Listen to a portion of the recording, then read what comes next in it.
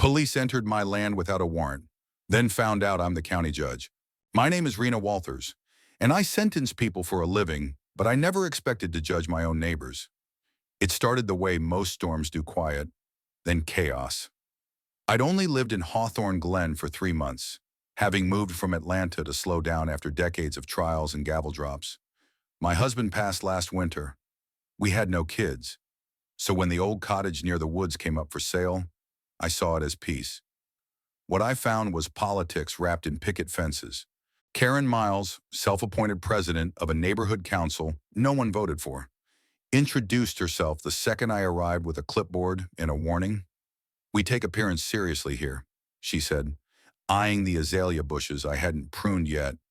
I thanked her politely. That was my first mistake. By week 2, she'd left 3 flyers taped to my door about violations: lawn height, mailbox color, a bird bath she called tacky. I ignored them. No legal authority, no seal, just a font that screamed "control freak." But it escalated. First, my trash can was mysteriously knocked over 3 times. Then my welcome mat went missing. One night, someone sprayed "not a real neighbor" on my back fence. That morning, I filed a quiet complaint with the sheriff's office. I didn't name names. I still believed in a civility. Then came the day she crossed the line and dragged law enforcement with her. It was a Thursday afternoon, hot and slow. I was reading on the porch when 2 uniformed deputies marched across my front yard, followed by Karen in tennis gear, arms flailing like flags in a hurricane. "That's her," Karen barked. "She's storing construction materials illegally. She's not even approved to build." I stood up slowly. "Excuse me." One officer looked at his notepad. "Ma'am, we received a call about unpermitted property changes. We need to inspect your garage." "Do you have a warrant?" I asked. "No, but it's a civil matter," he said. "Then you have no authority to step on this land," I replied calmly. "And you just trespassed," Karen interjected. "Oh, come on, this is about community safety." "She's hiding something." That's when I reached for my bag and pulled out my ID. Not my driver's license, my judicial badge.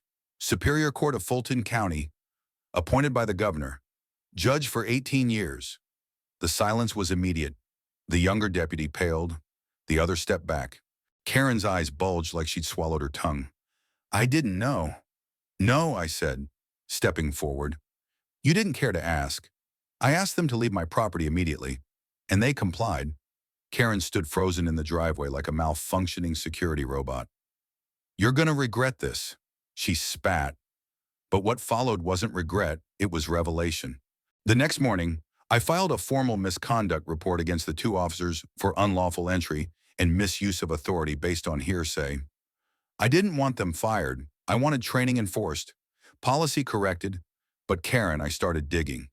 With help from a former colleague still in Atlanta now, a district compliance auditor, I discovered that Karen's fake HOA had filed nearly 60 notices of fines against other neighbors in the past year. None of them were legal. Some paid. Most were intimidated.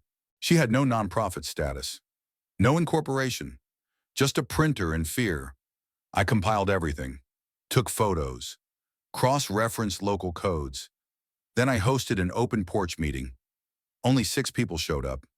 At first, by the end of the week, the video of my speech where I calmly explained that no one voted for tyranny in this cul-de-sac had over 900,000 views online.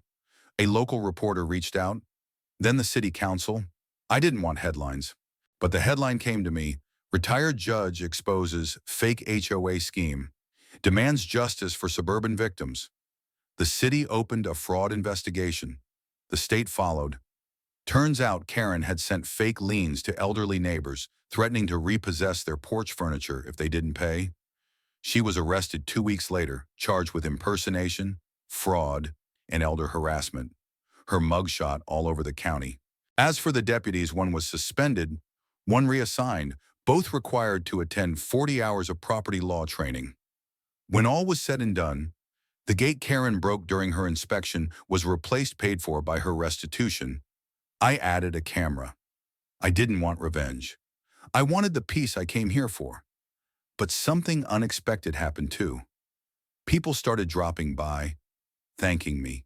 sharing their stories. The quiet father from across the street gave me a pie. A teenage girl said she wanted to go to law school because judges like me mattered. So no, I didn't move to Hawthorne Glen to make waves, but maybe some waves are worth making. The end.